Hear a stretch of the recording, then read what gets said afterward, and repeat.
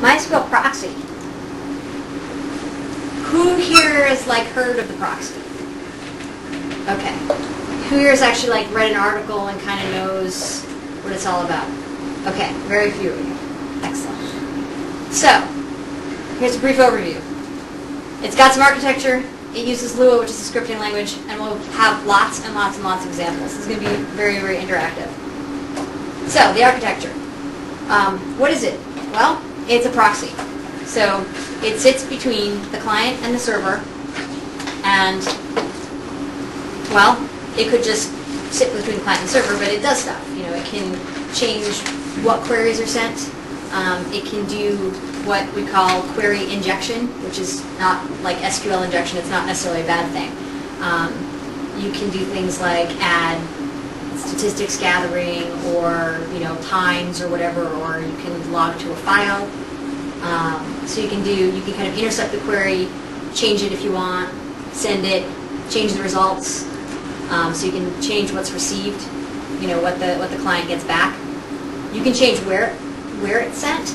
So you can do load balancing, and there's actually a read-write splitter. So you could actually do, you could actually have replication and then have all your read queries go to, a kind of load balancing on slaves, and then have your write queries all go to a master.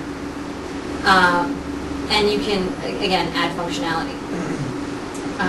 One of the greatest things about it is that there are tons of applications because it's so simple.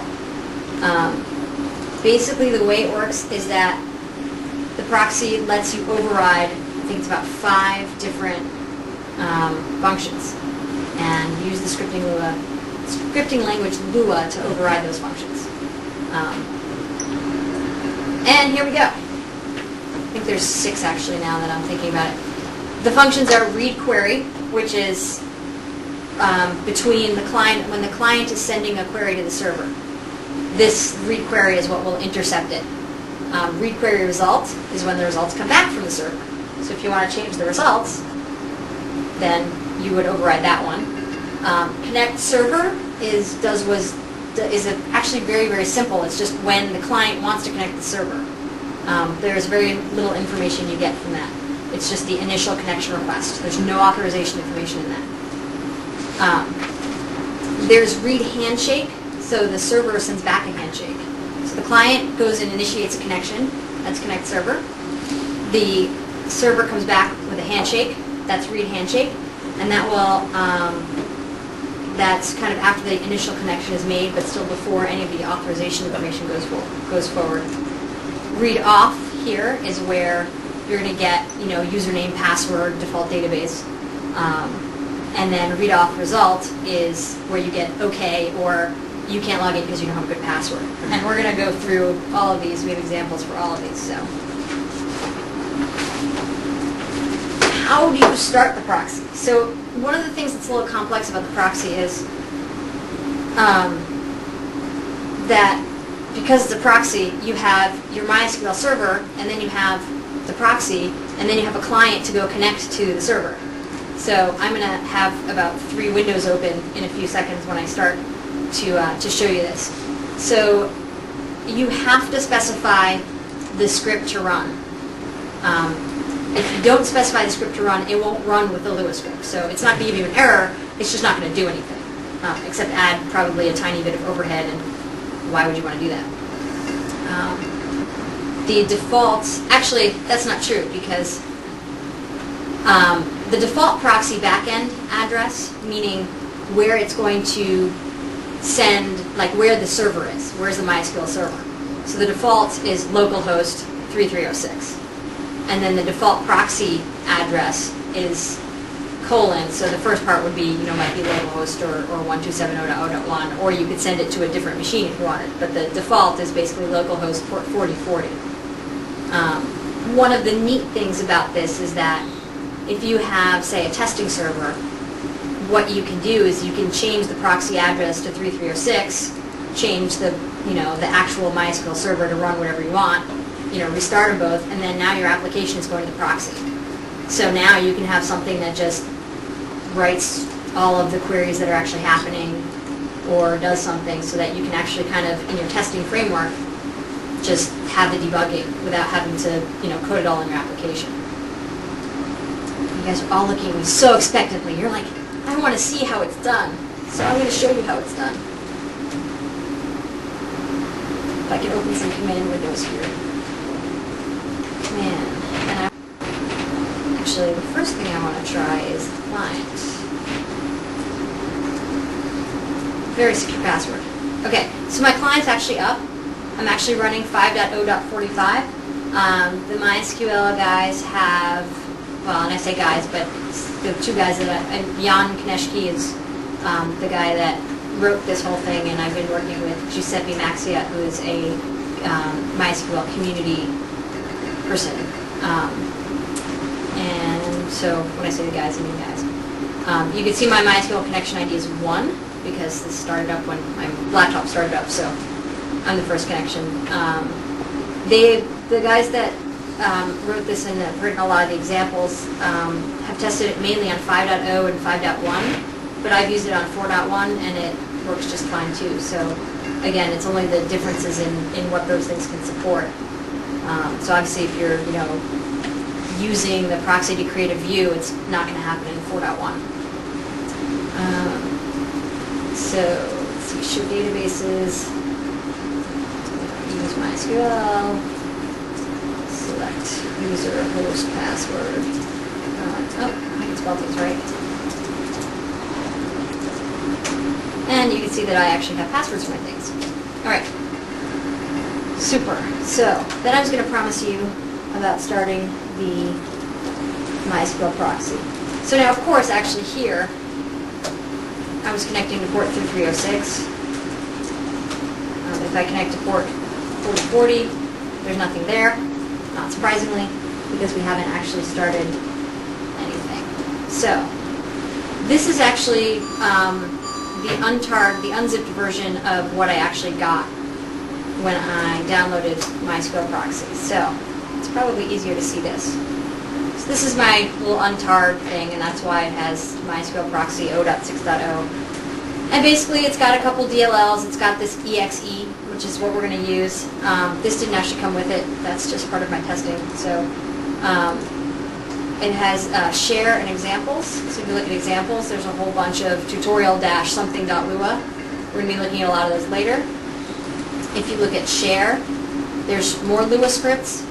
I have no idea why some are here and some are there, but a lot of the more complex ones are here. This is kind of more like a library, whereas the other ones are more like tutorial how-tos. This is the thing, like this is the script that does the read-write splitting, so it's a lot more complex. And then some more things. Again, this is more library stuff, and it's already in the server. So, from there, I'm going to keep it in there. How do we start the proxy? Well, I already showed you MySQL Proxy.exe. Now, this is 270,336. I believe that's bytes. Where are we? Here we go. Yeah, kilobyte. Yeah, so 264 kilobytes. So it is a really, really small, lightweight application for people who are wondering, well, how much overhead is this really going to add to my connections? Very little of the program itself. If you're routing connections to other machines, then you have network traffic or whatnot. But the proxy in and of itself is a very small application. So I'm keeping you all in suspense. I haven't started it yet. So MySQL Proxy.exe. I'm going to call proxy-lua-script equals examples. And I'm going to do tutorial-basic.lua. So it started, there's no errors, and I'm stuck in my prompt here because the program's running. Now, I can go to port 40. You'll notice that I'm still connected to the same version. I would have no idea, if this was actually on port 3306, I would have no idea I'm going through the proxy. We'll go through this tutorial in a second, but you can see that it says we got a normal query, select at version comment limit 1, which is actually what gives you this. So you're like, I didn't write a query yet. You go to use MySQL.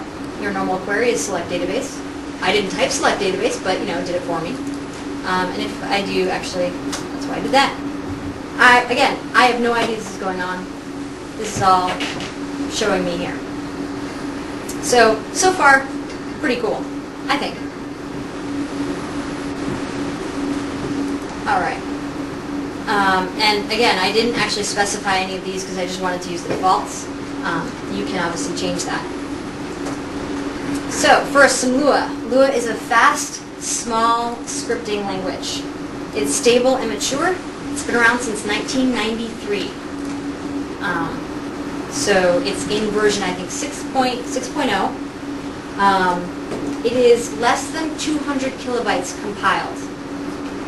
It's been used in a lot of gaming for, the 93, so the 14 years it's been in existence. Most notably, when I was talking to people about about Lua, they said, "Oh, World of Warcraft," and I'm like, I don't know. So I guess it's used in World of Warcraft. It's one of the many games it's used in. It's also used in the light I never know how to say it. I call it light HTTPD, or some people call it light TPD or something. I've heard just Lighty. Lighty is that's true. Lighty is another way. So it's used in embedded applications like that. It's also apparently used in Adobe's Photoshop Lightroom. So big guys like it. Gamers like it. Lua.org, Lua-users.org, very helpful sites. Sites that I've used to do some of these scripts. So the first important thing is comments. Do not, like me, like I did, do not try to use pounds. They don't work. Likewise, slashes and slash star and HTML type comments just don't work. Dash dash, which is more of an SQL thing anyway, because dash dash in SQL is the comment. So dash dash is the comment. You can do a whole line or in the middle of a line. It works, and then you can do multi-line comments with this kind of syntax. All right, here's a few easy commands. If, then, end. No brackets, no nothing. It's just if, then, end. An equals equals operator, we're going to use that. So when you're doing an equality comparison, it's equals equals. And then if you want to do a function, you've got function, the name of the function, parentheses, the arguments, and then you end a function with end. So if you guys, are all like, this is easy, I've done programming before. Technically, it's actually name equals function args, but I'm not going to write it that way because I think most people are used to this kind of syntax. It was developed in 1993, so what can you do? I think that's, yeah. Here's a couple of object methods. String, byte, ij, so I and j are optional. This gives you, if you don't specify I and j, you get 1 and 1. So it'll give you the first byte, the value of the first byte, which we're going to use to actually get the packet type. So that's how we know that what we got was a normal query, is using that packet type. And string.sub is a substring, as you might notice. So you have to give the first number. You don't have to give the second number. So if I say string : sub 5, it'll give me from character 5 to the end. Alrighty. And then there are some things that are specific to the MySQL proxy, which is proxy.com query. That is a global variable. It's basically a number. It's a global constant, excuse me. And it's just a number. But it tells you that something is a query, as opposed to any number of other things it might be. Most commands you're going to give are a query. So I'm going to give you the example. All right. So we've made a function. The function read query. That's one of the magic ones we can override. Packet's just the name of the argument we get back. So we're basically saying if the first byte of the packet equals this global constant called proxy.com query, then we print, we got a normal query, : and then the substring of the packet from the character 2 onwards. Oh, I didn't give you this syntax here, this ... That's how you concatenate something. And I didn't actually give you print. Oh well, I can't teach you everything, but you guys all know about how to use a program, so so that's actually what we're getting here. When we type something, we get that, and that's why it's printing here, because we use print. It's not particularly useful for a server unless you want to see like in real time and you're scrolling through, you're having this run while people are, actually running queries. You probably are going to want to more write it to a file or do something with it, or just send the results back to the user. But this is basically, what you end up doing. I mean, we've got 1, 2, 3, 4, 5 lines, and now we've got a way to fake the general log. And one of the coolest parts about this is that the Lua script can change on the fly. So what do I mean by that? Well, you know how I set this to run with tutorial-basic.lua? What happens if I Control-C out of this? And let me show you here that, when I Control-C out of this, it's now gone away. And it can't connect to the server because I was on port 4040. Oops. Can't connect to any server because I was on port 4040, and it doesn't exist anymore because the port's closed. So let's say I go here and go to MySQL Proxy examples in my third window, and I go copy tutorial basic.lua, and I copy that to tutorial-running.lua. Yes, I'll overwrite it. Now, I'm going to run it with tutorial-running.lua. Okay, I log in. I get normal queries. This is what we're using. Now, if I copy tutorial basic 2.lua, which is a file that I actually do have, and I'll open that up for you. Actually, let me go here and open basic 2. Now, it's basically the same thing, except instead of saying we got a normal query, it says here's what you typed. Just to show that we can actually have a different query. All I did was copy, well, I haven't even done it yet, let's copy this. So, we've now copied it. So, what happens? Well, we got the same thing here, because it only reads the Lua script upon connection. So, anybody who makes a new connection now will get to it. I'm going to exit out of here. Now I get here's what you typed. So, it's really, really cool because you could set it up on, say, a debug server or maybe your production server if you've done your benchmarking and it works for you guys, that to have the proxy running with any overhead it might have. I haven't done any benchmark testing, but again, things look pretty fast. So I have a question. Yeah. You have user number 1 create a session, and then you change the Lua script. Will user number 2 get the new Lua script settings? Yes. So the question was, if you have X number of people already connected, let's say, what happens if you change the Lua script running underneath it? Any new connections get it. So if user 1 and user 2 are both connected, they're not going to get it until they reconnect, which you can also do So basically, with Lua /R, which is just, it's kind of like, /S is show status, that kind of thing.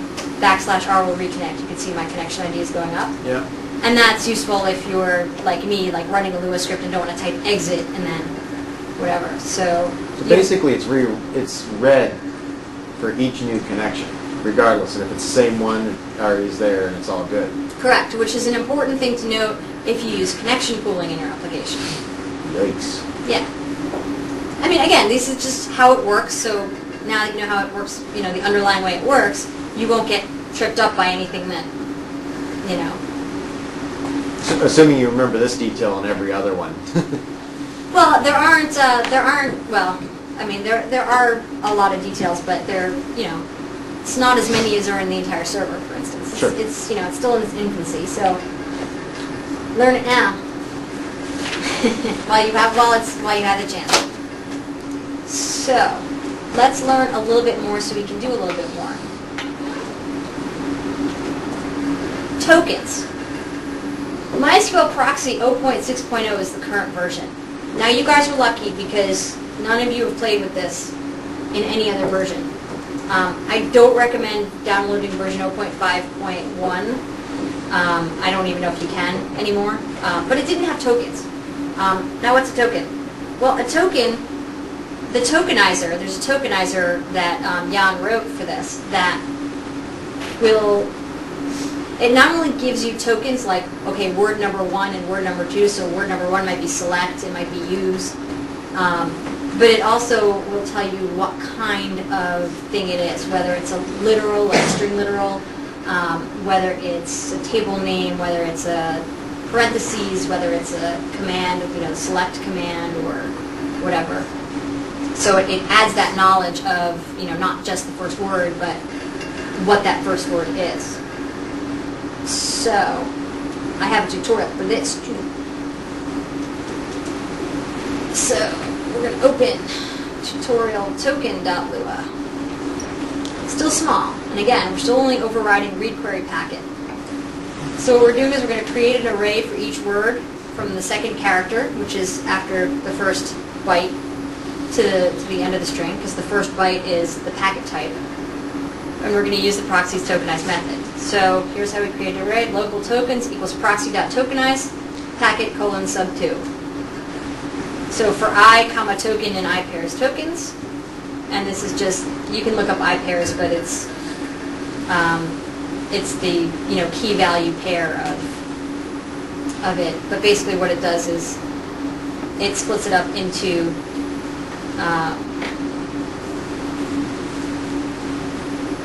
the token, use the token, and you basically have the value of the token, which is the text, which is what you've written. It might be select, it might be from, it might be the table name, it might be a comma, and then all it's going to do is it's going to print.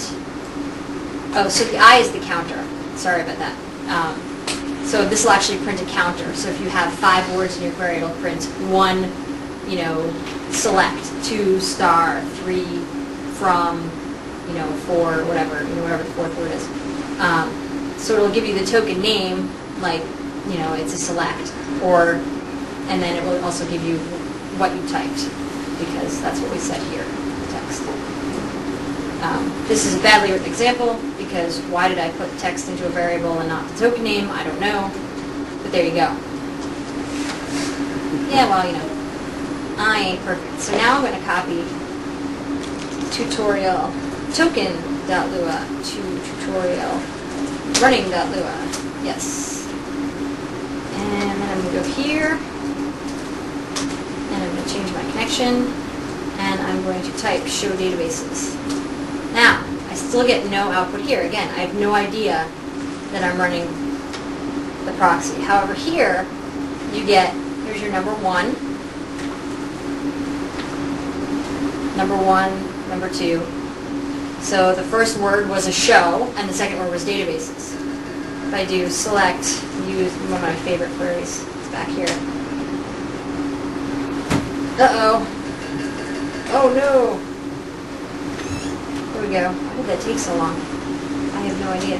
It's not the proxy. It's when you selected something in the upper left-hand corner window, it keeps that window from scrolling, so it couldn't update. As soon as you cleared it, it went away. Oh, okay. So if you start highlighting in there, it'll. Right.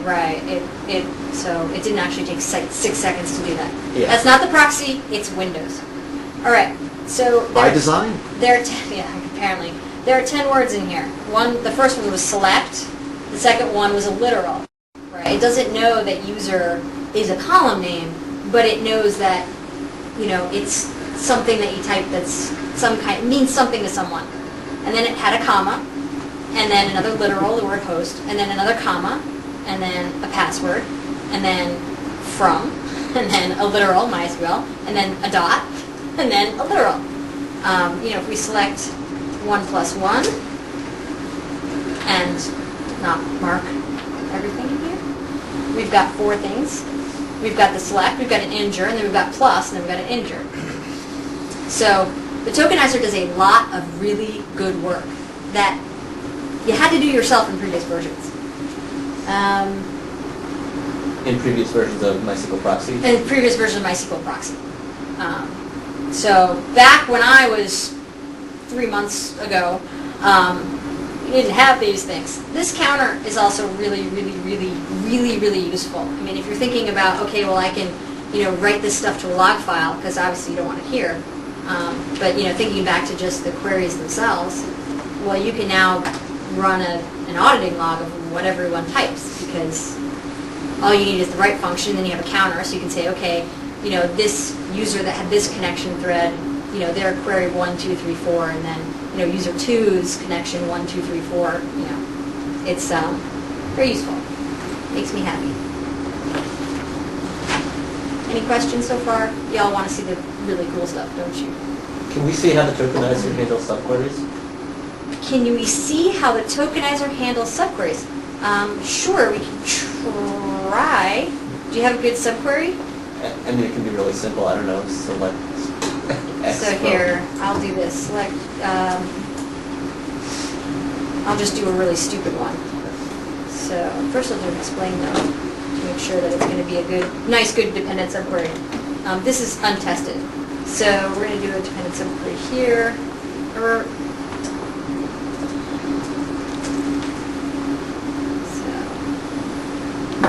Select user from MySQL user where user equals root. Okay, so it's using a derived table. And even here, actually, let's go up here. It's like a 1 there. That is a 1. I don't know why. Did we do that? There we go, SQL explain. I don't know why I didn't see that before. I think I must have just been blind.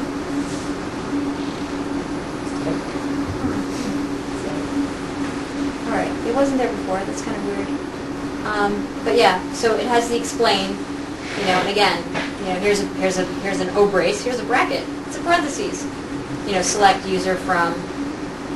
So let's take out the explain, although it's not going to do anything different, except for it won't have the word explain in the front. So it doesn't know that it's a subquery, but it does know that you put in a parenthesis. Right, it sees the token, but it doesn't do like syntax trees, I assume. Correct. That's probably a good something for the future. But again, the whole fact that this is a subquery is, optimizer stuff, and so you're not quite at that level yet.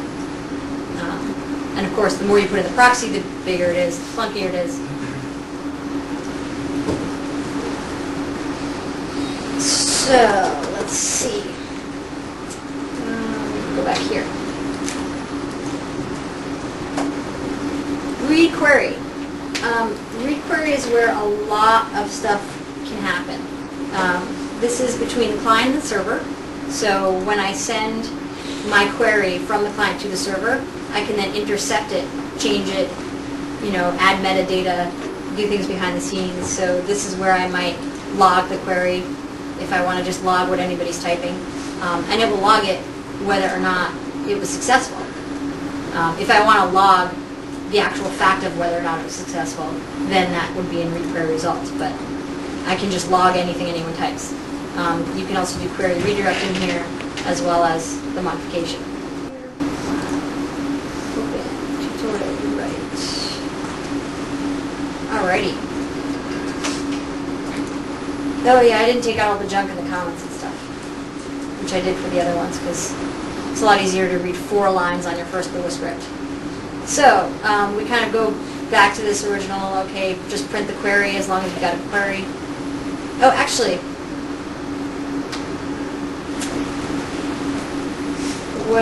one of the things I did want to show was, so now I'm doing this, we got a query. We got a normal query, we got a normal query. Notice how when I typed exit, we don't have, we got a normal query. Does anyone know why?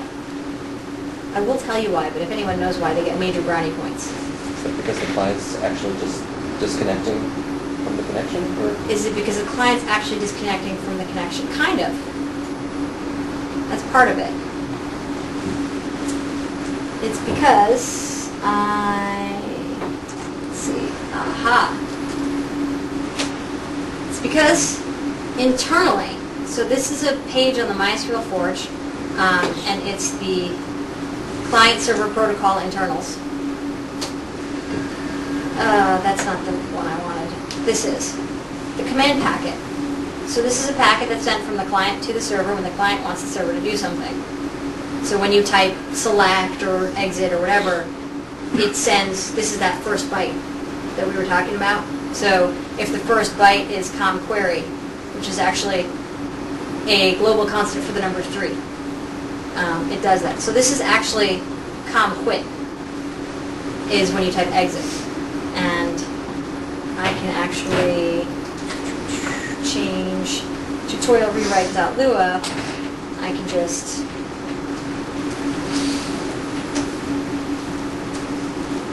if I want to say, let's see, print, so sad to see you go.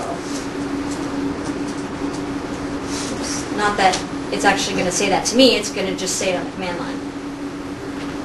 You need com_quit, not com_query. Thank you. I don't need it, it just won't work without it. I won't actually be going without it. So, I'm going to copy the new one there. I'm going to go here. And I'm going to connect. And I'm going to say, I'm going to do my normal query, and now I'm going to exit, and oh, it's so sad to see me go. But again, it didn't say anything other than bye here. So, again, that's why you don't see it. It's pretty neat. I mean, if you kind of glance at some of these things, com_sleep, com_quit, com_initdb, this is actually when you type use, use a database, it does that select db as a regular query, but it also will initialize it by reading all the tables. So that's what that happens, com field list, create db, drop db, refresh, shutdown. Pretty much most of the time, you're getting com_query. Even for things that you wouldn't necessarily call a query. And when I say that, things like show, the show table, show databases, that's not standard SQL query stuff. That's what you might call a command because it's a MySQL kind of function. That's counted as a query when you're talking about this kind of stuff. Well, it's querying internal tables. It's what? Querying internal tables. It is querying internal tables, correct. So, what are we doing in this rewrite? So basically we're saying, okay, if we quit, then it prints something on the command line. If we have a regular query, it's going to print, here's the query you typed, we got a normal query. It's going to try to match the string up to the first non-alphanumeric. This was built before tokens. So if you could see here, this awkward regular expression is actually how you get the first word.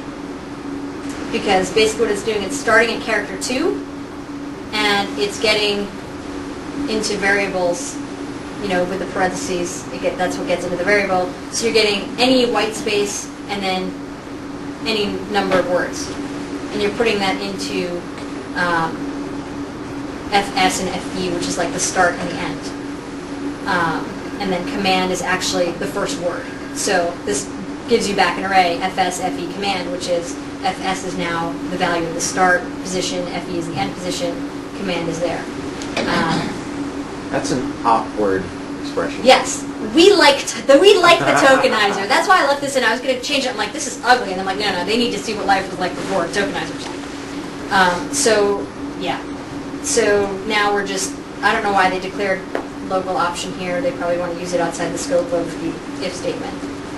So again, if we actually got an end value, then take the next substring as the variable called option.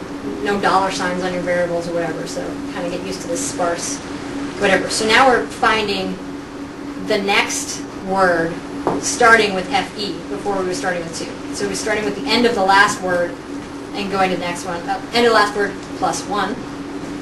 So yeah, really, really ugly. This is how you give me the first word and the second word. So what does that do? Okay, well if the command, so the first word is ls, so it's going to do something if you type ls. Well, who who in their right minds would type ls at the MySQL prompt? Well, anyone who uses Unix would do that, because I've done that. I've tried to use cd to change, instead of use database. I've tried to use cd MySQL. Doesn't work. Oh wait, it works.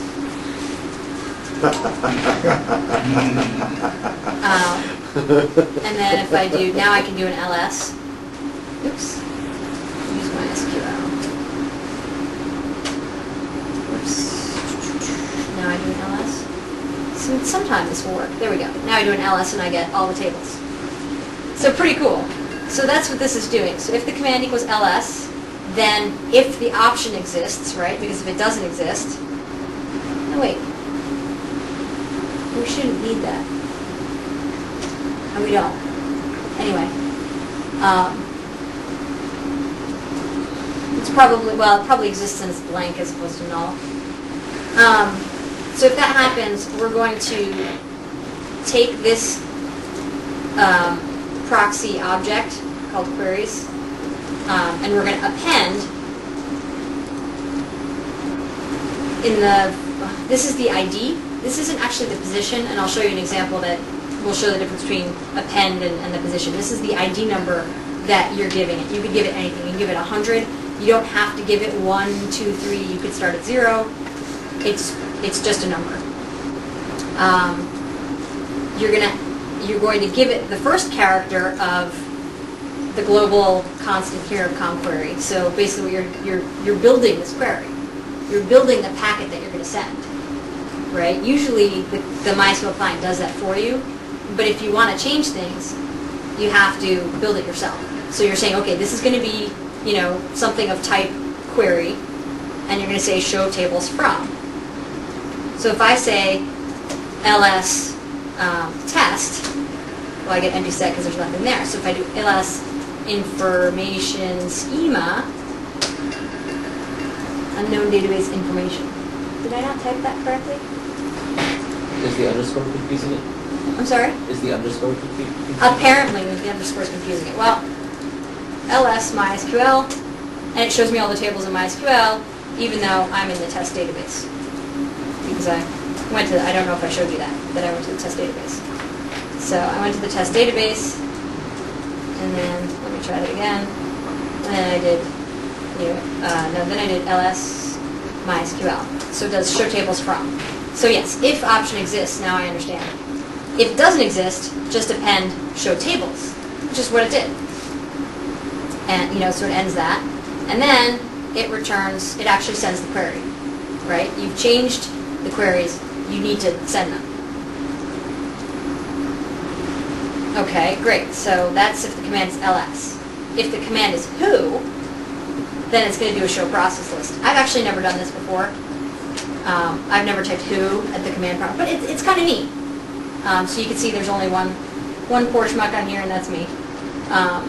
But you see, my thread ID and whatever, and you can see that I'm, doing a show process list at this point. Again, you append it with an ID of 1, and you return proxy.send query.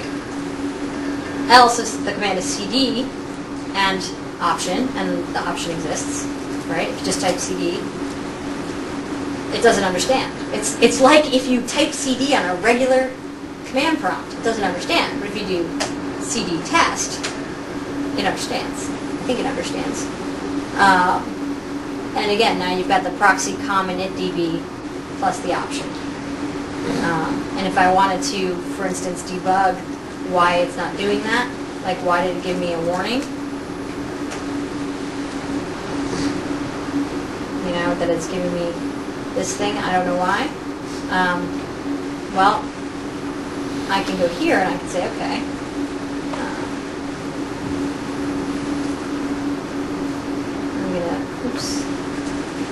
I'm gonna now print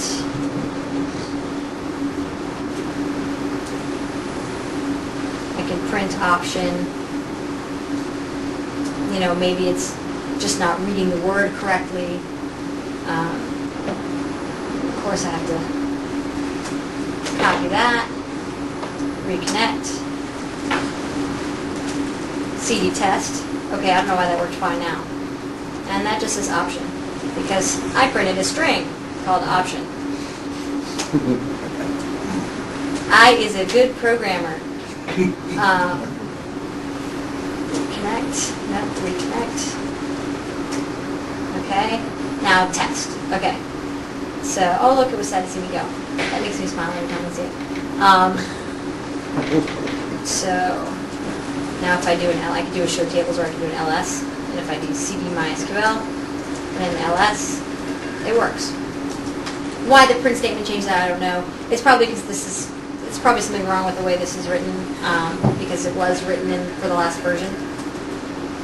And again, we return the proxy.send query. Now, one of the things is, if you end up changing the query and have to send, if you end up changing the query, you have to send it.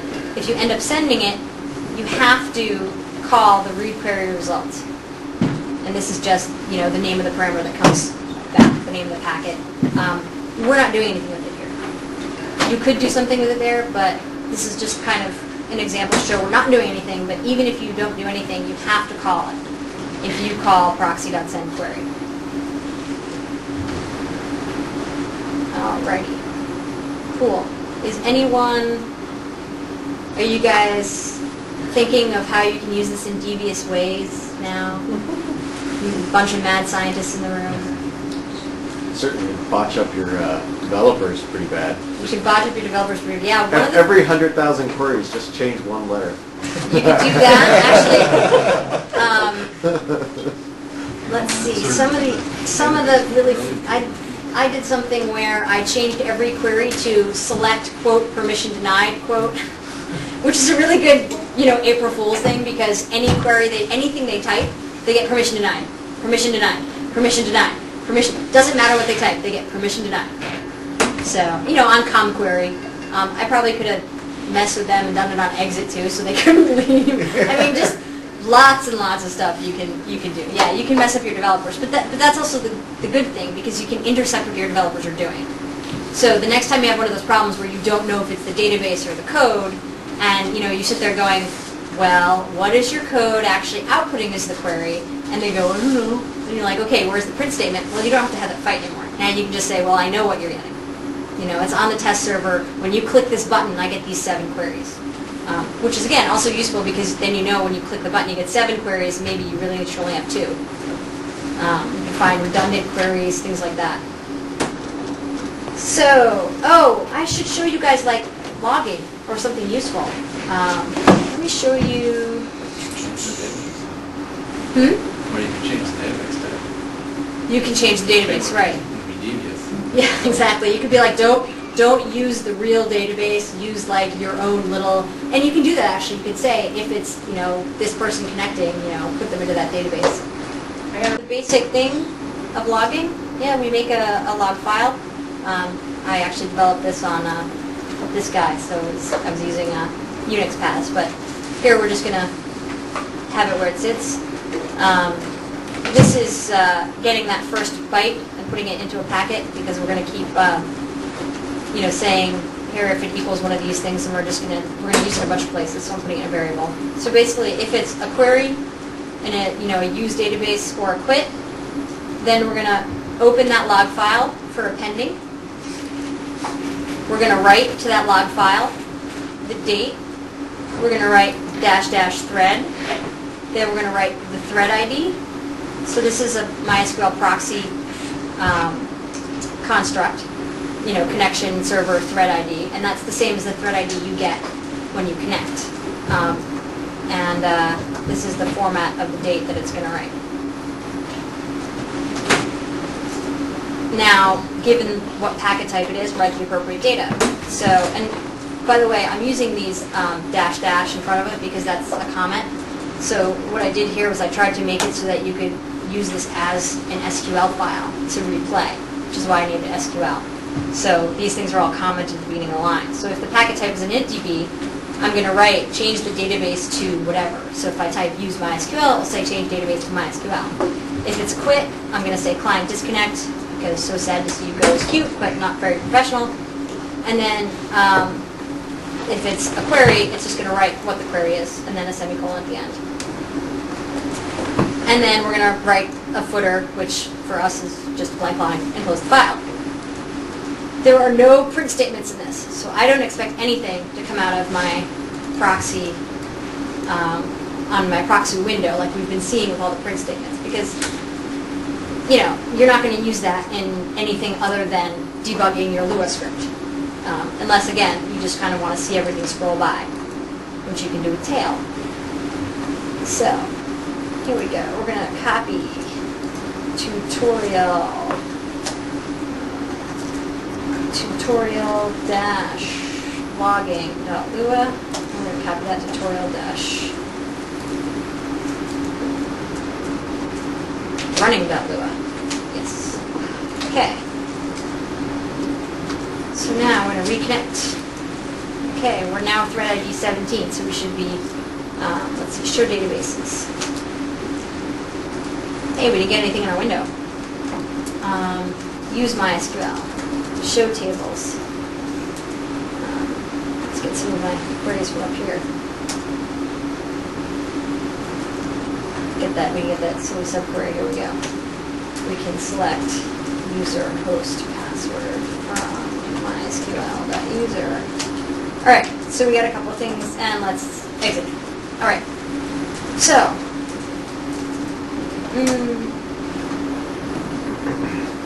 Now here's my proxy logging.sql, which, as you can see, was written very short time ago, and it's in the same directory as the MySQL Proxy.exe because I didn't give it an absolute path.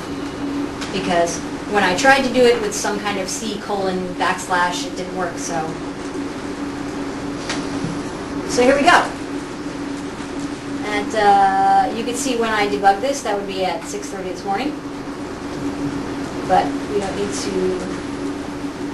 Here, see, here's my client disconnected 6:30 this morning. So here's what I just did. At 8:41 and 16 seconds, I did a show databases.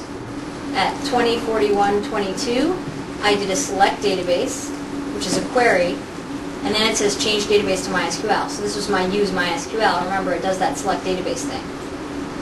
And again, it changes the database first and then does the initialize DB.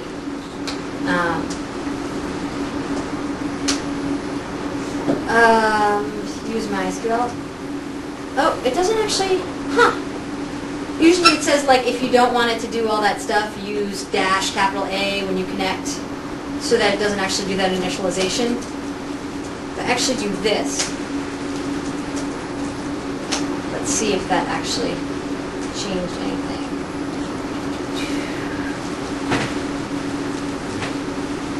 And let's get rid of the 6 in the morning stuff. So after my client disconnect, here was the new one. Nope, I guess it still did it. So maybe it's not in that version. I'll have to look and see why that is. But again, so let's go back to just the original example. I changed databases. I then did a show table. I then did select user. I then did this query, and then whatever. And I can actually, let me just zero that file out.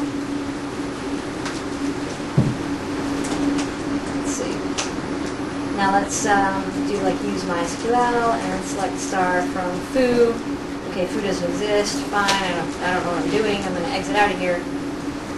And I didn't get any errors or whatever. I'm literally just logging the query. I didn't do anything with the results. So I've kind of said that quickly before, that you're not really getting much information from that. You're just getting what somebody sent, and you can just log what somebody sent. You're not getting anything back yet. So, let's see, let's go through, let's open another one. Open. Tutorial query time. So again, here's all the crap. The comments. Read query packet. If it's a query, we're going to append the packet. Okay, this does nothing, it just sends the query, so why are we doing this? Well, here's where we read the result. We read the result, and we get the metadata from this. Let me take a second actually to go to this website, because you might say, well, where am I getting all this stuff from? All this proxy.connection.server. This is the documentation for MySQL Proxy. It's got a whole bunch of stuff here, and again, you can see, these are all of the things that you're, all the functions you can override. If you go to internal structures, that's where you'll find all of these internal structures: connection, servers, query, proxy underscore version. So what were we just looking at? Injection query time.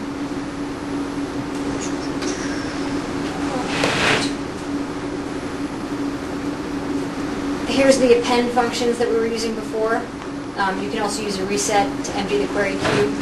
That might be useful if you're doing like some really complex things, and then there's some case where you really don't want that. You just want to send whatever.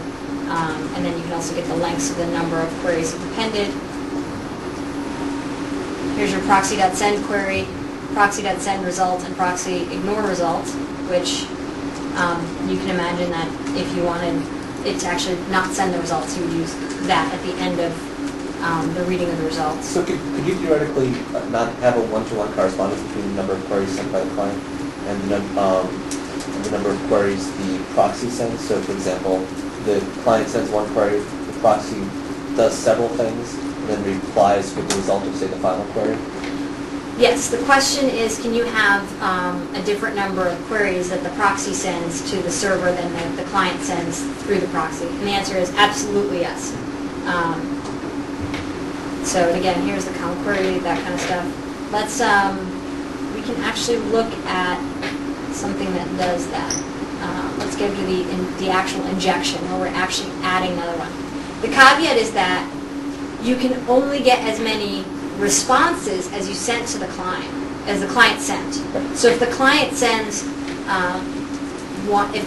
one query, right, because you have it on a line, and then you try to inject two and try to actually send both of them back, you'll actually get an error because the client doesn't understand why that is.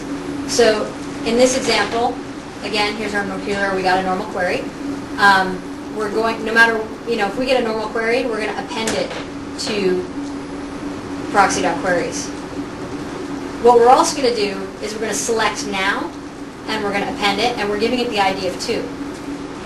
And just to prove the point of the fact that the ID has absolutely nothing to do with the actual order of the queries, I'm prepending this. So what's going to happen is I have, proxy.queries. It's empty. I add the first packet with append. So there's one thing in there, the first query of ID 1. Then I append the second one.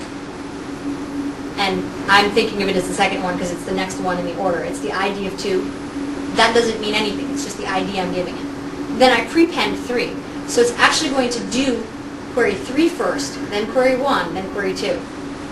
So I send the query, and then what we do is we have to drop the results. So we've got, here's the injected result set. Here's the ID.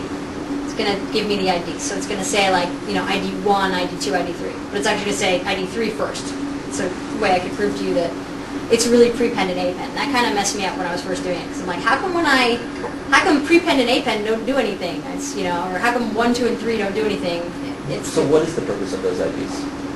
It's so that you know what it is. So for instance, we know that injection, the ID of the query that's ID number 1 was the original query. So we now know what we want to send back to the client and what we want to play with on our own. So basically, if the injection ID is greater than 1, or not the injection ID, I mean it's the return, is the argument that we get back. If the ID, the property ID of that is greater than 1, then it's going to look at the result set, and it's going to give me what the injected query returned. So this is the result set of that query. And then we're going to return the ignore result. In other words, if it's greater than ID 1, don't send anything to the client. But do print this. Print what it returned. So let's go back to our handy-dandy, trusty-dusty tutorial inject.lua to tutorial running.lua. Yes. And we're going to go here and we're going to connect. And if you look here, we connected. Now, we still got a normal query. Mark this. Select at version, because again, that's how we get that. The injected results at the first one is 3, and that returned Sheeri at localhost, because that was select user. Select user was what we were doing in that third. I say third, but again, it's that mental block of like you really want it. If you give it the ID of 1, 2, 3, you want it to go in that order. So that's why I wanted to point that out here. So it's really going in 3, 1, 2. So maybe your rule is going to be always use append, but again, now with ID 1, it didn't print anything, but I did get this community version here. So I can also, well, let's just finish this out. The ID of 2 was select now, and it's giving me what now is. So if I do select, actually I can do this. And mark that. No database selected, there's an error. So you can see, right, here's the normal query select star from foo. I still got the same result here, because I wasn't actually looking to see if the result was an error or not. I can do that. In fact, maybe I will.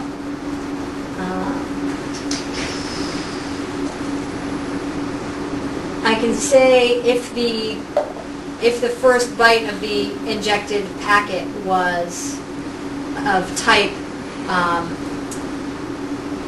think it's com_error, then print out the error, print out the warnings. There's actually a tutorial in here that shows that, so I'm not going to bother typing it now because it's getting late. So if I do my select user host password from MySQL.user, again, I get my normal result. I still have no idea, client, no idea. But in your logs or in your whatever, you're still getting the user and the time. So pretty neat. You combine that with logging, you can easily see how you now have auditing capabilities. And it's very good auditing capabilities because it's completely independent, right? You could be watching the watcher. You could be watching your DBAs. You could be a higher level sysadmin or something. You obviously need to know a little bit about how things work and queries and stuff, and scripting languages. But you can, if you need that kind of level of compliance, you can actually say, okay, yeah, we are watching what everyone's doing.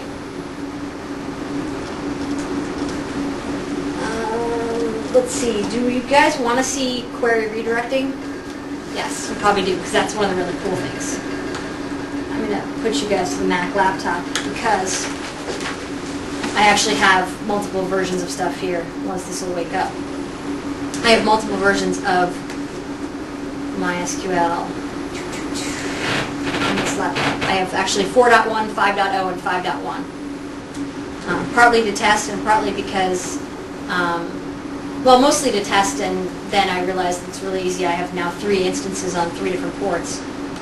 So. Have you seen any numbers on how expensive MySQL Proxy is in terms of CPU utilization and how much latency it adds to the MySQL connection? I haven't done benchmarks, but it doesn't add that much latency. The Lua scripts are small. The proxy itself is small. I mean, 200-ish kilobytes or whatever. What was it, 264? The entire Lua scripting language is like 175 kilobytes or something. So is Lua compiled? Are Lua scripts compiled? Are Lua scripts compiled? That is a great question. Let me go ask the internet if Lua scripts are compiled. I believe that it is an interpreted language. But it stands to reason it's probably turned into pseudocode. Tokenized, parsed. So at least it's easier. Yeah. Well, one of the 4 examples was if you're getting a result set that's large, does it stream the result set or does it completely buffer one result set locally and then forward it on to the client? Because if it's streaming, then the latency should be fairly low, but if it's buffering the entire result set, then we have to get the entire result set into the proxy buffer and then retransmit it. So you end up doubling the amount of time that it takes to transmit a query result. That's a great point. So yeah, if you have a really big result and the proxy buffers the result so it waits until it receives it and then sends it on, then you also need a lot of memory on your MySQL proxy server as well, because you need to be able to hold. Memory's cheap. Memory's cheap. Buy some more. Yeah, memory is cheap. But still, it's, again, one of those considerations to take into account. I don't know, but I can research that and get back to you, because that's something pretty easy to research. So, window settings. Window. Nope. Font. Display. Haha, display. Team.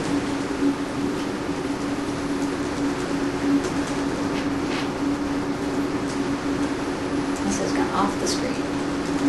So here I have, on port 3304, we actually have a regular database. This is not proxy, you'll just have to take my word for it. Where is it? Yes, see, MySQL safe, port 3304. That's MySQL 4.1. MySQL 5.0 is on port 3305. That's how I remember it. And you can see it's 5.045. And MySQL 5.1 is on 3301. I'm weird. I can remember those things.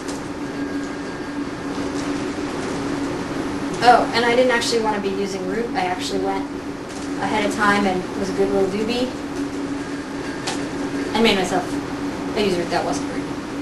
Because I really don't like examples where people don't, where people use like root and stuff, because it's not right. Alrighty. And I was going to show you this window, terminal. Window settings. Font. 18. Okay. So, in window number 1, this is my startup script for MySQL so that I can just start up all three. If I go to proxy null start as opposed to just proxy start, I've written a little script because right now proxy doesn't come with the startup script. Really kind of silly, but whatever. It takes as an argument the script name. Starts as user local, because I just have things in user local apparently. So the admin IP and admin port, I'm not going to go into that, mostly because I haven't even used the admin. This is the admin side of the proxy. I think that's like you can go in and see how many connections are on each server and things like that. That's advanced, even for me. So here, I now have the proxy IP, the proxy port 3405. Now you'll notice here these are 3301 and 3304 and 3305. So the 2 port, you'll see, I have 2 port 3304, 2 port 3305, 2 port 3301. So I'm just making variables here in a shell script. The 2 IP is localhost, as is the proxy IP. In other words, the proxy is going to sit on port 3405, and it's going to sit on localhost, and it's going to redirect queries to these 3 things.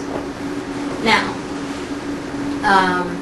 just echoing some things, and again, admin address, admin IP, admin port, proxy address. This was, by default, it's localhost 4040, but I'm giving it the proxy port of 3305, and you'll see that I now have 3 of these back-end addresses, and then the script itself. Now, the 3 of these back-end addresses are how it's going to now round-robin go through them with every connection. How can I prove that to you? Well, I can use this startup script I'm not going to give it a script argument. So it's using script nothing, but it's starting the proxy. So now it's proxying from, I use 2 IP and 2 port, and I should probably have shown you all 1, 4, and 5, but 2 port doesn't exist, so. I copied this from another script where I was only doing one at a time. So, if I now go to port 3405, okay, look. It's trying to open the script here. So, it didn't like that. I probably should have given it just a blank file name, like a file that had nothing in it. So this I connected to 4.1.22. Now I'm still connected to 4.1.22. Let me try to connect here. MySQL-u Sheeri-p pass -p 3405 bless you 127.1. Now I have to give it the port and the host. Otherwise, it's just going to try to look for the socket file. And hey, look, now I'm on server version 5. But I went to the same port. So now what happens if I connect here? Oh, I'm at 4 again. So it's kind of doing round robin for X number of connections. So now if I wonder how crazy it would be to do this.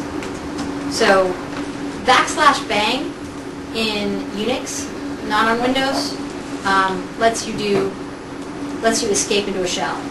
So if I wanted to, get my uptime, it does that. So I'm going to try something really wacky that I haven't tried before and do MySQL-u Sheeri-p pass. Because if I exit it, I don't have to open another window. No, can't connect to, right, because H127.0.0.1, 127.0.0.1, I had that right, it looked weird, --P for port 3405. Great, now connected to 5.120. If I do a show process list, there's only one server on that. If I exit from here, I get back into my original show process list. And again, this is ID 4, this is ID 3, because this is back on the 5.0 show process list. So there, now you have a round robin way of doing things without any work at all. All we did was start the proxy, and it just does the round robin for you. So that makes me happy. Hopefully that makes you guys happy. I guess we kind of start, I feel like it's really late, it's 9 o'clock, but we didn't start until like 9:40 with the tutorial. So if you guys need to leave, feel free. The video will be up within a couple days. But you guys are as raring to go as I am, because this is like the coolest thing you've ever seen. Because I think it's the coolest thing I've ever seen, really. I mean, it's so powerful, and we haven't even had to go through thousands of lines of code, I mean, it's really just there. Which is, again, why I do want to get to the benchmarking and stuff like that, because, you do want to do that. I kind of feel like it might actually buffer things. But you can toy with the result sets, right? Exactly, you can toy with the result sets. And the default is to just send stuff back. That's just the default. Sure. Well, it'd be interesting to see if it will stream the result set if you're not going to alter it. But Yes. that would mean it'd have to know if it was, well, if you don't hook that event, then it would be sure that you weren't going to tweak it. Right, but you would have to have a thing where you don't hook the event, and you have to hook this event. Yeah. If you hook read query at all. Oh. So even if you're not Yeah. doing anything with the result. So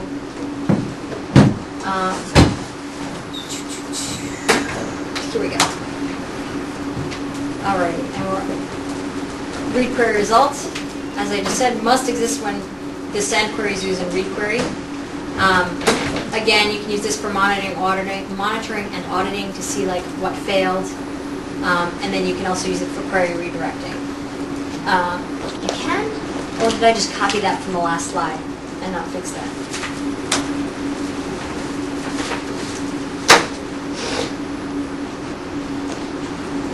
I think that may have been copied from the last slide. That was just the last bullet point in the last slide. Because you can't really redirect the query once it's coming back. I'm going to fix that slide. I apologize. There we go. I cut that out of the video. I never said that. Connect server. this is it has, these 5 parameters that you can get in the proxy.connection object. You can get the backend NDX, which is, we just had 3 backends in the last example, so you can get which one of those 3 it's using. What's NDX? What's NDX? Yeah. I think it's just the name for the index. Oh, without okay. using the word index. But if we go here to here, the ID of the server used for this connection, this is an ID valid against the list of configured servers available through the proxy.servers object. Right, okay. So this is all you can get from the proxy.connection object is these 2 things. The proxy.servers object has the address, the connected clients, and the state. You can determine the array index of the current connection using the backend NDX. I'm guessing NDX might mean something else, but it kind of sounds like index. I think it is an index. For some reason it just... Yeah. Without overloading the term index or ID, I guess NDX works. So, where were we? Oh, right. So, these are things we can get: the address, we can get the server address, the number of connected clients on that particular server, and the state of that particular server. Read handshake, that's the 4th function that we talked about overriding. You can get some server information like the MySQL version, the thread ID, the scramble of the password. No, not the scramble of the password. The scramble of the password comes in. Let's see, scramble. Go here. It's actually in my notes, I'm sure.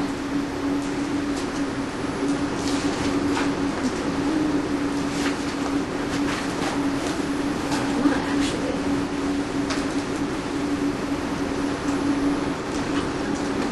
We're not in there. We're reading the handshake. Read handshake. The manual is very good, by the way. It's the password scrambled buffer.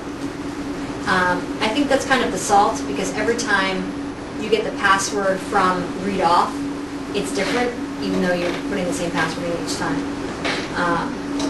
So anyway, these are the things you can get from read handshake. Now again, this is client connects to the server, that's where you get connect server. Server sends the handshake back to the client. So it's saying, okay, I realize you want to connect, here's your handshake back. You get the version of the MySQL server, you get the thread ID, it's going to get this password scramble buffer, the server address, and the client address. So you can figure out what the port of the client is.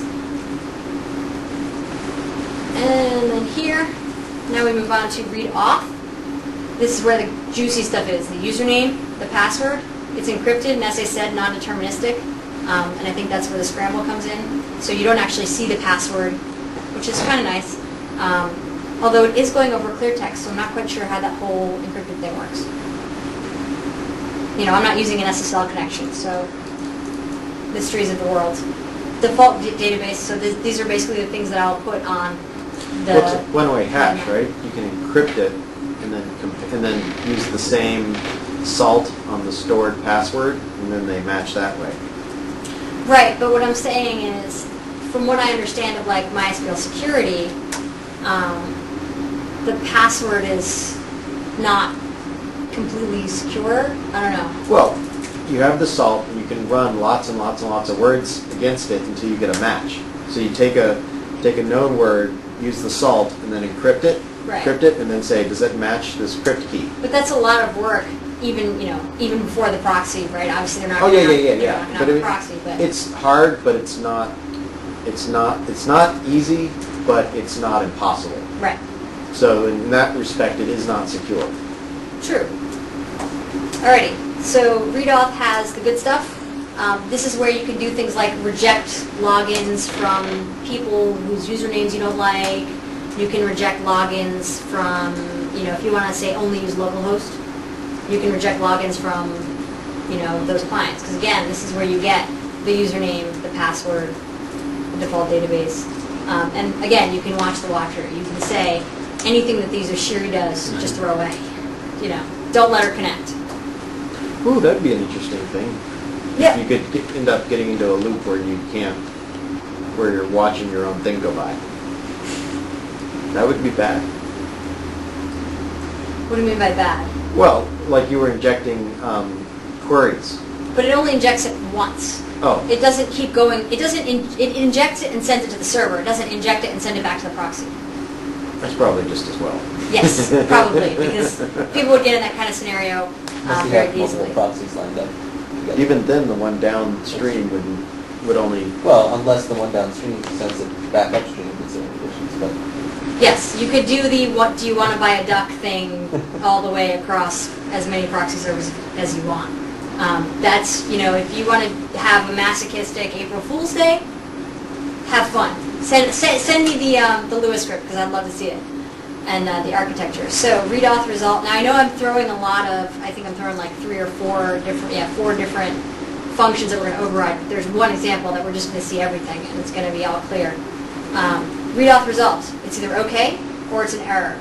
I'll talk about this result packet, not command packet, in a second.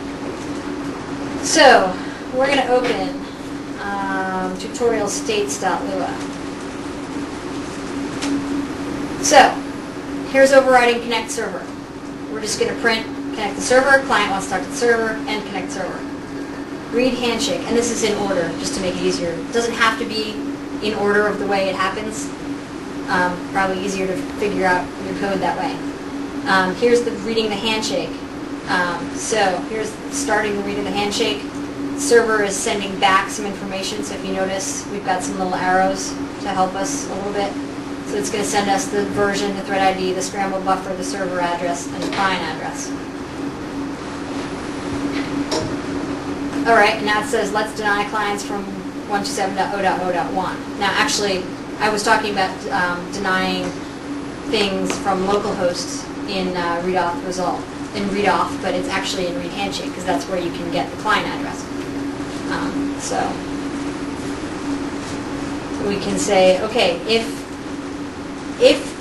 it doesn't match, if the client address doesn't match 127.0.0.1, then we're going to send back a response. The response type is going to be an error. The error message is going to be only local connects are allowed. So if you want to do custom error messages, if somebody types cd MySQL and you want to say you're a dork, you can do that. So yeah, we're gonna do this. We're gonna send this error message back, and then we're gonna print on the command line. We don't like this client. We could also print out. In fact, I can do this.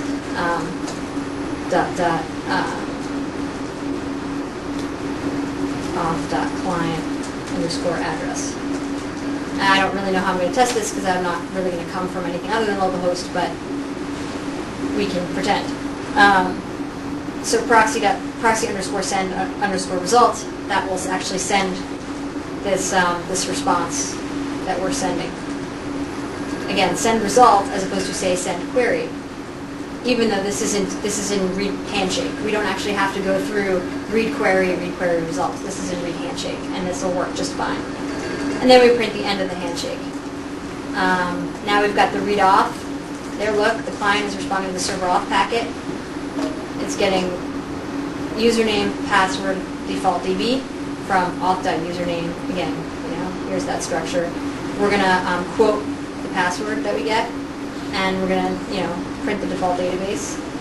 If the username is evil, so if somebody's coming from evil, coming evil at localhost, we can say, hey, evil logins aren't allowed. And actually, I'm going to print no evil logins. So again, we're going to get a proxy print on the proxy line, and then we're also going to get an error to our client if all works well. And then we're going to read auth results. So we're going to get the state. If the state is the byte of the packet that we get, of the auth. If we get a MySQL packet OK, then we're going to print auth OK. Now this is actually not an example I wrote, so I'm leaving this in for, I don't know, educational purposes. MySQL packet OK and MySQL packet error, those are global constants. And so they just, correspond to a number. 1, 2, 3, whatever. So it's not technically wrong to say this, but these are constants that refer to numbers in the command packet. So here I wrote result packet, not command packet. The command packet is what's returned when you send a command, like a query. And you've seen this MySQL packet OK before when we were looking for things. And this would be also how if you wanted to add an error. In fact, did we send that up there? Yeah. When we sent an error, we put that there because that's the result of a command packet. The result packet is this read auth result. So the result packet actually, and again, I had to go read the internals for this kind of stuff. So you'll see a result packet is a packet that goes from server to client in response to a client authentication packet or a command packet. To distinguish between the types of result packets, you have to look at the first byte. They're calling this byte the field count, although it goes by several names. So the OK packet is a value of 0. The error packet is a hexadecimal. It's a hexadecimal value of FF, which is 255. Now, there we go. We go to command packet. This is from client to server when the client wants the server to do something. I can't read that, but what did you just say? It says from client to server whenever the client wants the server to do something. Oh, okay. That's just worded very oddly to me. Yeah. And there's no, MySQL error or whatever in here. So again, we're actually looking for 255, not the error, let me get back up here. Not this MySQL packet error, which is a global constant. So you can see I've actually linked to those 2 pages. So I have else if state equals 255, then I'm just going to call it other, but I know it's auth failed because I know that 255 means the auth failed. And basically, I found this because the example had this part, and then it had else print, unknown. And it was always printing unknown whenever I failed. I'm like, well, why is it doing that? So I printed out the state, and I saw that it was 255, and I did some research and figured it out.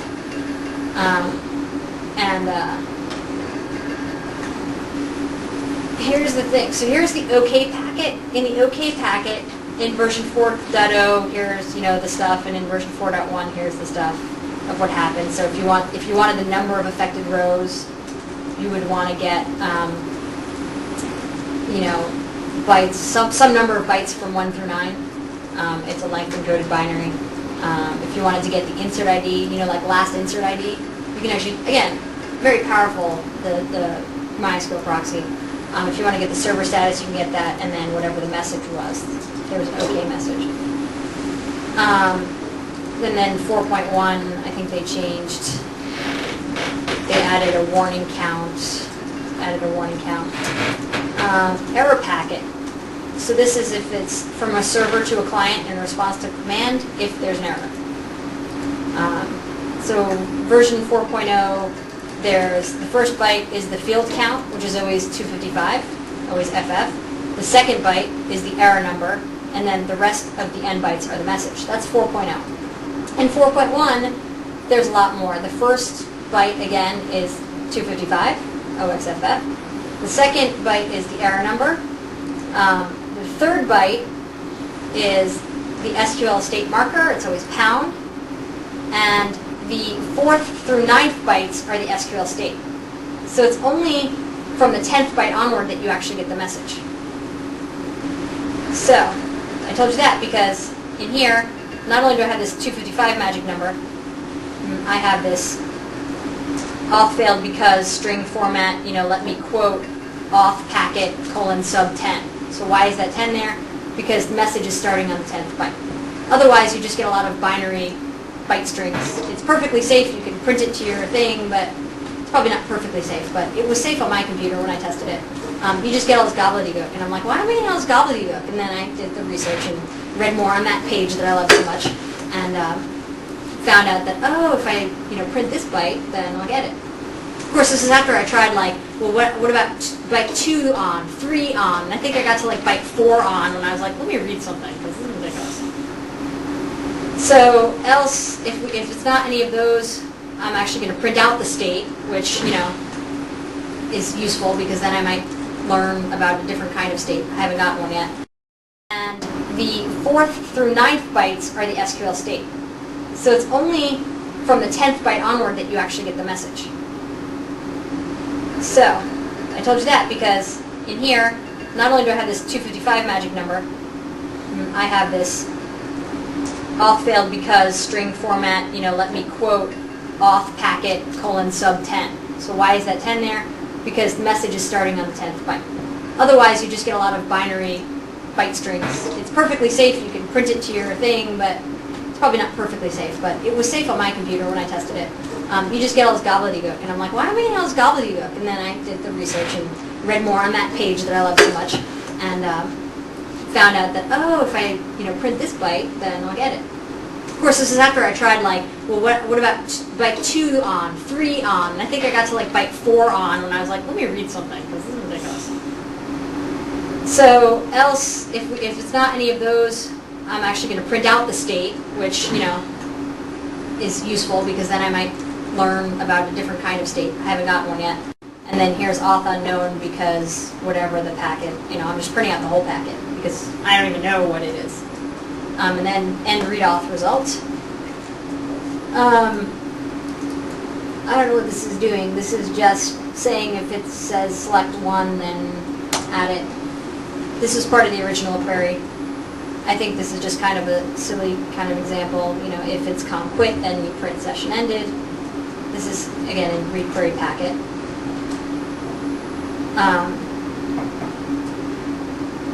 And then here we're getting the results. This is only called when read query told us. So this will give us the raw results. However, I don't think read query never does these proxy.send read query. So I don't think we're ever going to see this, because by default, it's not going to send what's in this array of objects in proxy.queries. By default, it's just going to send whatever the client sent.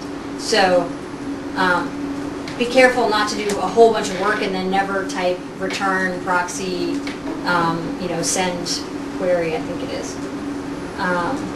And then here, here's proxy.send result. So copy tutorial-states.lua to tutorial-running.lua. Yes. And where's my third window? Here. Nope. What did I not do? Let's reconnect. Okay. And let's see. So we start with connect server here. We do this. Connect server. The client really wants to talk to a server. End connect server. Read handshake. Let's send some information about us. MySQL version 5.0.45. The thread ID was 22. In fact, here it is. The thread ID is 22. Here's my scramble buffer, if you like your eggs scrambled. Here's the server address, 3306. That's the underlying server, right? Because it's the server sending information back. And my client happened to open port 46597. That's the end of the handshake. Now we've got the read auth. So this is where we get the good stuff, the user and the password. We got the username of Sheeri. We didn't really get, it's got like a music note in there. That's great. I typed pass.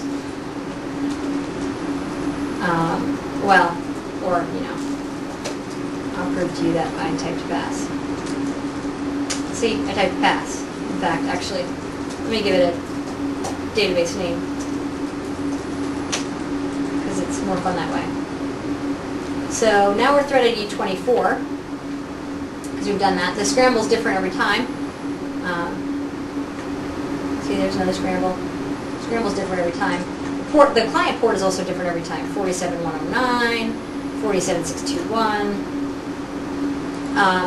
And again, because of the scramble buffer being different, there's no music note in this one. This one starts with P and ends in 4, so it's different every time. Here's the default DB of MySQL, because I put that on the command line. Whereas last time... Why did client address get changed? Because that's the port that the client uses to connect to the server, which is different every time, and it's a very high number port because I'm not a root user, even when you are, it doesn't do that. So that's just because whenever you're connecting to something, you open the port if you're using TCP/IP. So. It's sort of like file handles. You can't use the same file handle over again until you close it. Same idea when you open a TCP connection. So Right. yeah, you might get the same port from two different machines. So there may be two machines that'll connect. Port on 47621. They may be using a port of 47621, but they'll be coming from two different addresses. Right. This part will be different. The host name. So that's the end of the handshake. And again, if we weren't connecting from localhost, it wouldn't have allowed us. We've got read off. The username's Sheeri, not evil, so we're fine. End read off. The read off result is auth OK. And then we've got this, someone sent us a query. So now I can do, if I stop marking things, I can now do use MySQL. Where's my select user host password? Again, no information here. No idea that we're doing anything different. Again, our select database, select user, we got some queries, all that kind of stuff. Well, great. Well, now what happens if we give it the wrong password? Well, here's what we get. We get our read auth results. Here's our other 255. And auth failed because access denied for user Sheeri at localhost using password yes.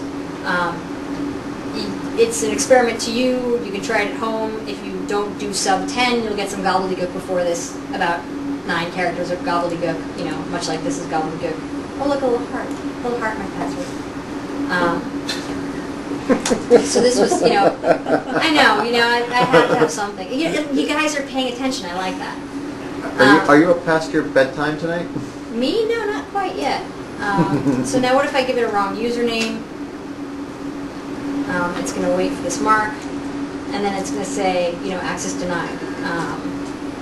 If I give it the correct username and the correct password and the wrong database name, it'll say unknown database, MySQL SDJK. So you're still getting these error messages back. Now what happens if I try to connect as evil? We don't want evil users. Oh, evil logins are not allowed. Remember, we were printing this out here, and then we were printing out no evil logins. So we got both of those back. So that's certainly,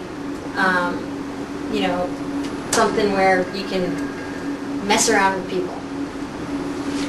Now, is there any security application to this? I can't imagine there is. Is there any security application to this? You mean besides like auditing and monitoring? Well, like in the case of doing network address translation, it sort of gives you a certain amount of security where you only forward exactly the ports you want to the machines behind it. Certainly, you can forward only exactly the ports you want, but there are already programs out there to do that are not MySQL. What you can do is you can disallow logins from anything other than, say, root or the application user. But you can do or that. Not root. But you can do that in standard MySQL security as well. You can, but this is also a way that you can do it in front of X number of databases. This is an easy way to do it. One issue we have at our company is on some of our database servers we end up creating basically the same user account like 5 different times for each of our web servers, and we're ultimately going to have a firewall and just create an @ for all hosts and then just block any traffic from outside our network. But I suppose this is another solution to that we Yep. allow you to. You might want to consider like @%.domain.com. That way, it's still not like the entire world. I mean, granted, if you're behind a firewall, they have to get behind the firewall first anyway. But just in case the firewall gets opened at some point, Right. somebody crosses the streams and the firewall gets opened or something, and then also make sure that you use, whatever your LAN, your internal LAN IP addresses are. So, you're going to accept it not only from like %.domain.com, but 192.168.% or 10.0.% or 10.0.0%. Let's see. So yeah, we're getting to the end. MySQL Proxy wish list, startup scripts, integration with things like my.cnf and my.ini config files. This is my personal wish list because why do I have to like specify all these? You know, I made my little script that you saw how many parameters I had just for, you know, little things. It's like, well, why can't I just put that in MySQL D or my.cnf, you know, and say instead of like bracket MySQL D, you know, or bracket client, I can have, you know, square bracket MySQL proxy and square bracket. And then high availability. Lots of people, when I'm telling them about this, they're like, oh, well, you know, you don't want your single point of failure to be the MySQL proxy, so, you know, is it redundant? Well, no. I mean, you would need like a wrapper script around it, you know? So it wouldn't, at a first pass, it wouldn't be really too hard to implement a wrapper script, much like MySQL D safe is a wrapper script that just keeps, you know, reloading it if it crashes. But even, you know, a way to do easy, high availability to, you know, have instances, you know, talk to each other or heartbeats or something. That's probably something that could, you know, with a little tweaking in the source code of the proxy, you know, if there's a, you know, if you can send a heartbeat or you can listen to a heartbeat or something, it would be useful.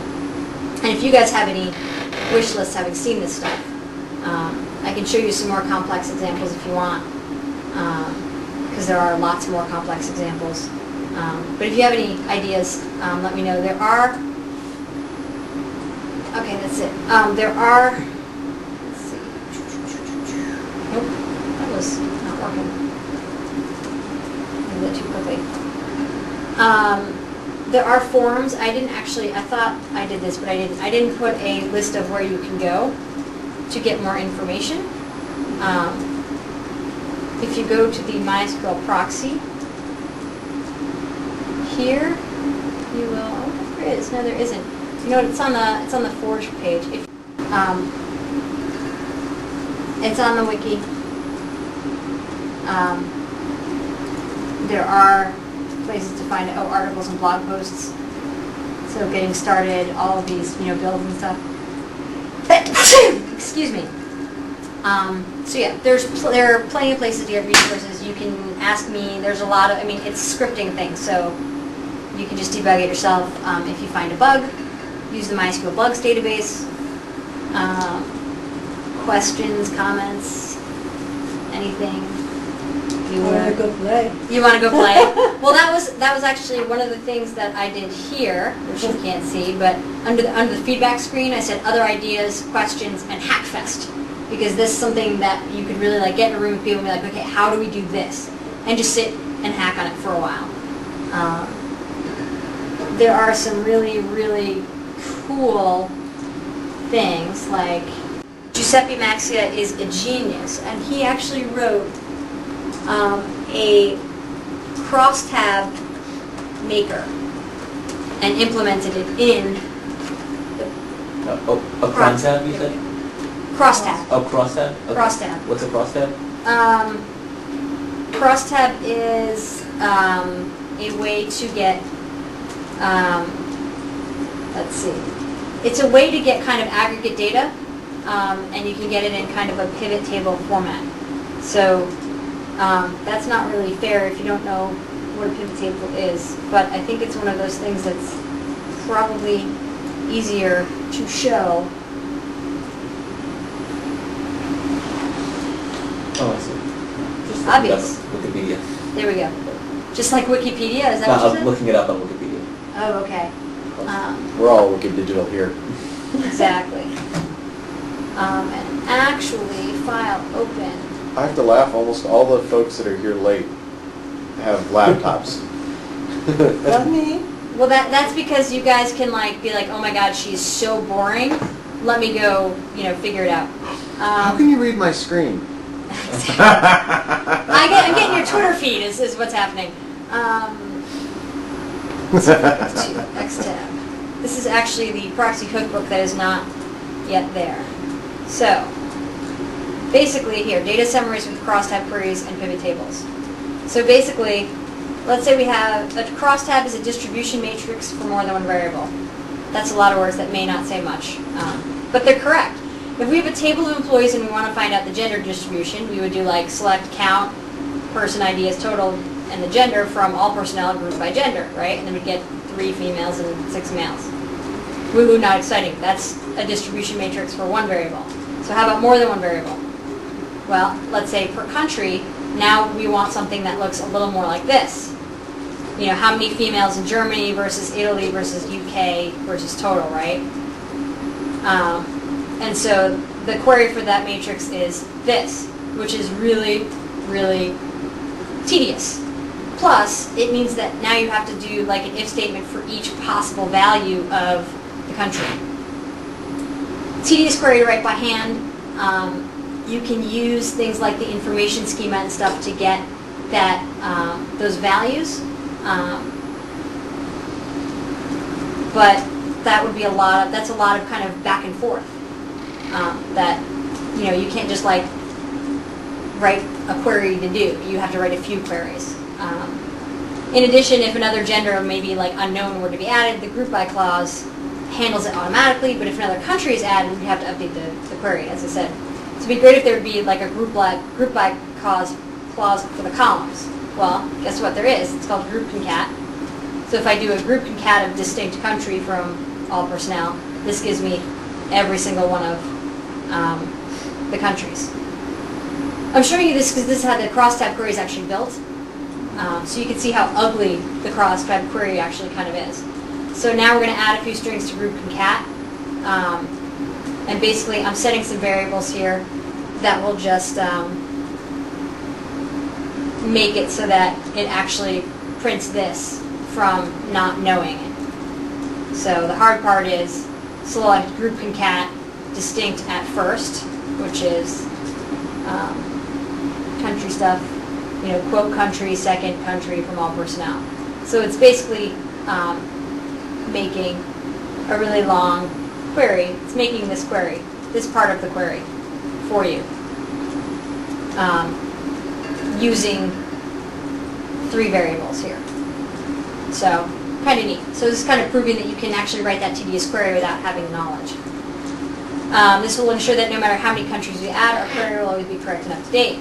So to transform this part of the query into the full thing, we have to add the from clause, the first part of the select clause, and basically what I end up doing is I end up building a query with strings, and this is the final string, which you saw earlier. But again, this just proves that you can actually do that with a few variables and kind of going back and forth a little bit. MySQL Proxy, can tie all those building blocks together. You can generalize all that information that we used, you know, kind of the country and whatever, because we didn't have to know UK, and we didn't have to know the gender. We just had to know the column name, because we just did the select group concat of the distinct country. We didn't have to say, we didn't actually have to write UK. We got it with that. So first we want to figure out, okay, what like parameters do we want? We obviously want like the columns and the rows, right? So what we're going to want is we're going to want the column and the row. We're going to want the table that we're trying to do this on. The operation, in this case it was a count. It could be sum, whatever. And then the field operated on. So we're doing a count of the person ID, right? Because we want the number of people who are in each country and their gender distribution. So these are now our user-defined variables. You know, select column as opposed to select,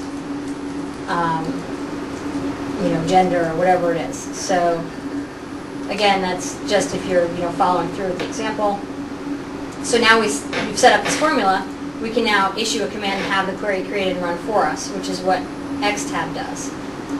So much like when we changed ls and cd into the write commands, this is actually going to change this command xtab with 5 different parameters is actually going to change it to this for us, which is pretty darn cool, and then send this to the server. Now it's still doing all this stuff under the hood. So if it's doing some kind of like a subquery, you're still putting that, you know, you're still doing those you're still doing that subquery. So if you have, even though it's under the hood, you know, you're not going to see it. So you want to make sure that when you're writing your queries in the Lua scripts, you know, if you do this for a lot of things, it's a way to not have to create, say, a stored procedure or a user-defined function. Again, you know, there are things that you can do. I mean, you might select something from a different server, for instance, to be used in that query. It can make sharding a little easier, partitioning a little easier. If you're partitioning across multiple servers, you know, you can put some of that business logic of where to go in the proxy as opposed to in the application. Easier to change because you don't have to go through, you know, a whole build cycle just to change like what server it's going to. It's almost like a BI blade, business intelligence sort of piece of middleware. Yeah. And again, I mean, we've seen how we can, you know, change the back ends, you know, round robin, whatever. It's not that much harder, and you can play yourself. It's not that much harder to change the back ends to, or it's not that much harder to, instead of just saying, okay, just connect, you know, change the back end using the back end to NDX. Say, okay, now you're going here. Again, here, why use a Lua script to do this instead of a store procedure? You could do it. It's a programmatic element. It must be defined on the system itself. If you've got 20 slaves, you're in a store procedure, you'd have to define that store procedure on every single one of those 20 slaves. Sometimes you want that abstracted from the database instance. And most importantly, Giuseppe tells me it's really cumbersome to use SQL in a store procedure to create a long string and then execute that string as a command. You actually have to use two store procedures, one store procedure to create the string and one store procedure to send it.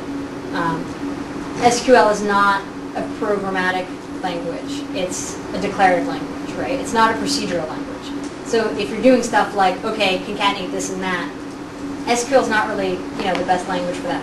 So why a Lua script instead of a user-defined function? UDFs require the server to be recompiled, whereas the Lua script can be changed easily on the fly, in fact. So again, it can be changed on the fly, so be careful nobody deletes that file. Because if somebody deletes that file, they'll figure it out right away. Your proxy won't be doing anything. So hey, look, include xtab recipe here or an appendix. I can show you this, but basically one of the things that's really, well, do you want to see it or do you just want to, no? One of the cool things is that, so what's the crosstab part of it? The crosstab part of it is, instead of using gender as the columns and, rows and country as the columns, you can switch it around. And that becomes as easy as, instead of calling xtab all personnel gender country, count person ID, you call xtab all personnel country gender, count person ID, which is a whole lot easier than going through that whole query and changing everything. So it's really darn cool. Let's see, we went through all the important stuff here. I just want to see if there's any other cool examples. Oh, there are histograms, creating a histogram, like graphs of stuff. Analyzing queries, a little auditing stuff. Just some really good stuff. I believe if you want to see how the tokenizer works, that's the place to go. The parser works, that's the place to go. So, very versatile. Any more questions? Thank you. Besides, when can I start playing with it? Thank you guys for listening, for being here for almost 3 hours, because we spent almost an hour talking about everything but this. And thank you, MySQL, for the pizza and soda and the never-ending sponsorship. Can we get a follow-up in 3 months? I mean, not necessarily a whole evening, but like a little 15-minute, these are the things we ended up using and were useful, and a couple of things that weren't, that you thought would have been? Yeah, that would be great. There's actually not that much on the MySQL forums right now either. And again, part of it is getting out there and teaching people, and you know, it didn't come, you know, as a release like, you know, at the conference or something. You know, it was kind of, you know, it's still not even 1.0 version, even though, I mean, you're doing a lot. And I haven't crashed the server. I did get an error when I gave it a blank script, but that's the only error that we saw. I can, you know, if you use, say, pound as a comment, you'll start to see some errors, and it'll say, you know, line 4, I don't understand what pound is. And I have crashed it by putting in bad code or code that I thought was good but really wasn't. So. But that's sort of crashing it from the inside, not from something that was poorly formed coming through it. Correct, correct. Although, if you don't get all your cases, you can kind of cause that to happen. So, yeah, it's not something inherent in the proxy, but certainly if you code badly, you can bring servers down. Imagine that. Right. So this is a way for many of us who don't want to have to deal with getting a programmer to do something we do ourselves. However, programmers are programmers, and we're DBAs for a reason. My code isn't always perfect, very rarely so. So.